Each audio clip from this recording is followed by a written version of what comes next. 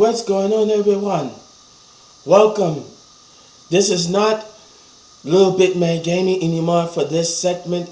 This is the land of Wakanda and Babaku or Lubaku.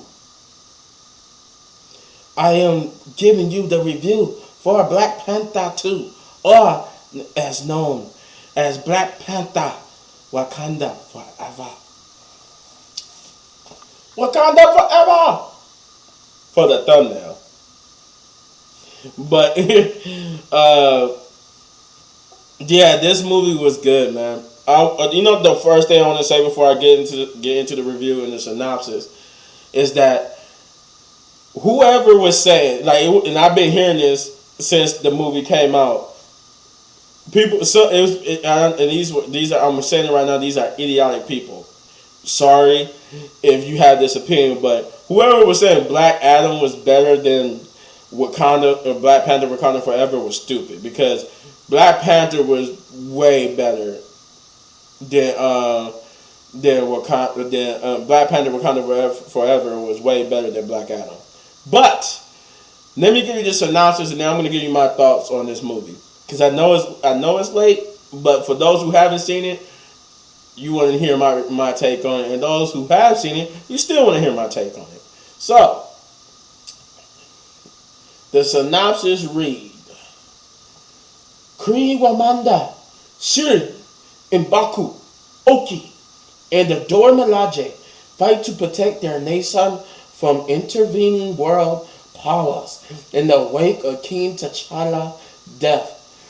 As the Wakandians strive to embrace their new chapter, the heroes must band together with Nakia and Everett Ross to forge a new path for their beloved kingdom.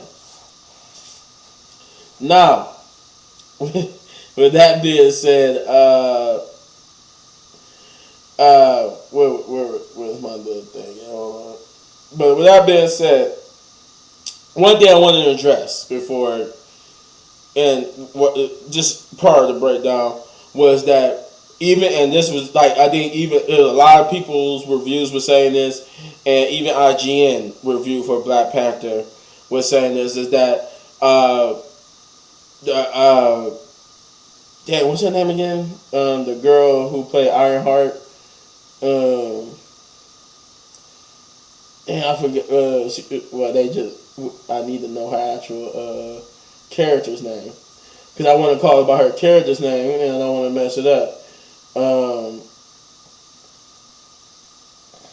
Give me 1 second, guys. Should have had this all queued up, and I couldn't. And I can't remember her character's name.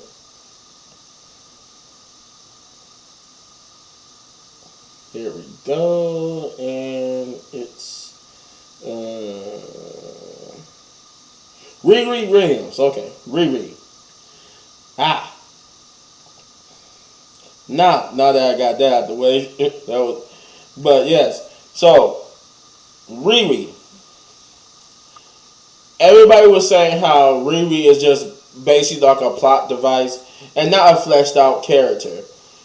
And I remember IGN even said too, it was because of that they really could connect with her, because that's all she felt like was a mere plot device, and like I said before, not a fleshed out character. But I agree. Now, seeing the movie and everything, hearing that, I heard that before seeing the movie. Now seeing the movie, I will agree on that front, but we diverged on something.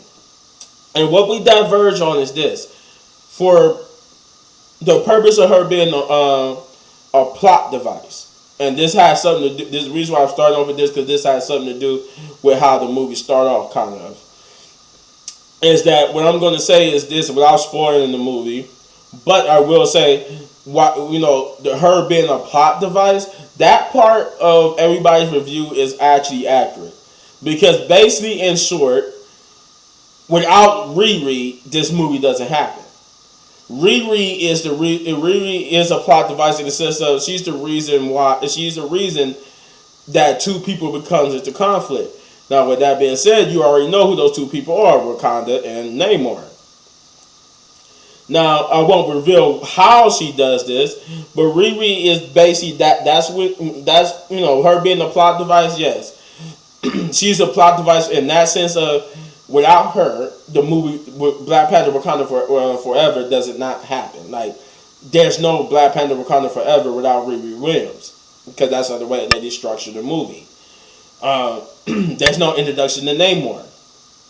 So yes, she's a plot device in that sense, and also in the sense of if it wasn't for her being that plot device, it also would be possible for Shuri to deal with her grief and her grief and guilt over the passing of her brother. Now, with that being said, that kind of goes into what happened in the beginning. In the beginning, where there's also, I want to point this out, there are 2 moments of silence for Chadwick Boseman, and they do that with they start the movie. The movie starts off, going into what's going on, and then after what happens, they do the Marvel logo, but instead of playing the music for the Marvel logo, it's a moment of silence where they just do another instead of showing the different heroes of the Marvel universe, it's just all about Chadwick Boseman, and so basically all the stuff he did as Black Panther, and it also includes behind the scenes just of him himself enjoying making the movie. And that was very touching. I like that. But before that, the movie kicks off with explaining to us, the audience, what's going on with T'Challa and how they handle him, how they handle Chadwick Boseman passing with his character, and basically his character has fallen ill as well to some unknown, disease, and thus Shuri and them are scrambling trying to figure out what's going on, how to save him, and there are some key things that are revealed here, and thus it kind of sets the tone for the grief part of the movie, as we see, the funerals and whatnot. We see, so I don't really have to tell you how that situation went, where Shuri and them trying to figure out how to save T'Challa. As we already know, there's a funeral scene, so it didn't go well. But then I think it jumps after they do the moment of silence, it jumps 1 year later, and thus the plot of the movie gets kicked into where there's an incident. We get the we do get a scene about what's going on, with the promises that T'Challa made about sharing the information and resources with the rest of the world, as opposed to what the previous kings did, and they was confronting Queen Ramonda about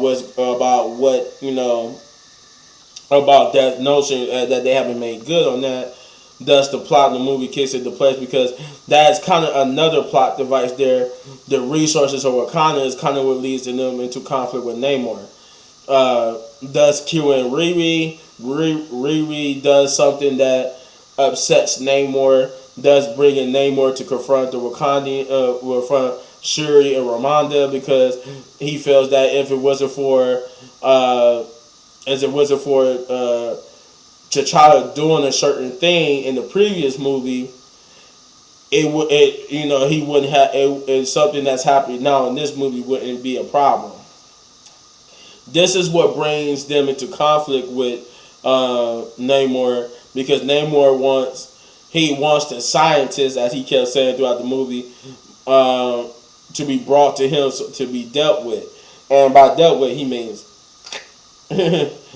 And that's like I said, Q and Riri and Shuri, and they find out what Riri did, and she didn't even do it by accident. I mean, on purpose. It was by accident. She didn't know that her research or what she was doing was going to be used in a certain way to where it could actually affect both Wakanda and Namor's homeland, Tolkien, I think that's what it's called. But it does. Your movie kicks into gear. I liked everything. I liked the visuals. I liked the acting. The acting from everybody was superb. Everybody was superb. The acting was real. They even had like a Fast and the Furious moment where where Shuri is a particular moment, and you'll know the moment when you see it if you haven't seen it, where Shuri's reflecting and dealing with her grief about her brother, and it kind of plays like Fast and the Furious, what they did for Paul Walker, uh, and I would say that's the other. The only other thing I would say about that's the other moment of silence moment for Chadwick Boseman. But yeah, there's this situation is gone global. People are trying to break into Wakanda and steal vibranium, but it didn't work. But things get out of hand. We actually get to see, like, since this is the first Black Panther movie since the blip happened, we get to see some of the people in T'Challa's life has been at since the return, everybody's return, and we find out that at least one member of the Dora Milaje and Nakia has been in Haiti since the blip or since the return of everybody from the blip. There is a post-credit scene. There's one post-credit scene and just a mid-credit scene. There's no like end credit. There's no end credit scene. Just one scene that's doing the that's doing the middle. That's doing the middle of the credits, just a mid-credit scene, and it wonderfully sets up the future of Black Panther because he's because of what it reveals in there. And it's ensured that the legacy of the Black Panther will continue, and that's not the only reason why. There's something else that happens in the movie that ensures the continuation of Black Panther as well. A character from the first movie does return, and if you have by now you probably know who that person is, but for those who don't know, I won't say, but. If you look up anything Black Panther, you're gonna see who that person is. Trust me, you look up anything about Black Panther, Wakanda Forever, you're gonna see because it's gonna be like you're gonna see a video that says surprise appearance from such and such. So you're gonna see that and you're gonna know who I'm talking about. Yeah, and then Shuri does become the Black Panther. So you have. I won't say how, but it does have something to do with something she was working on at the beginning of the movie. And then, like I said, in the Shuri battle with Namor. What I was about to say too, like, I love the visuals, I love the acting.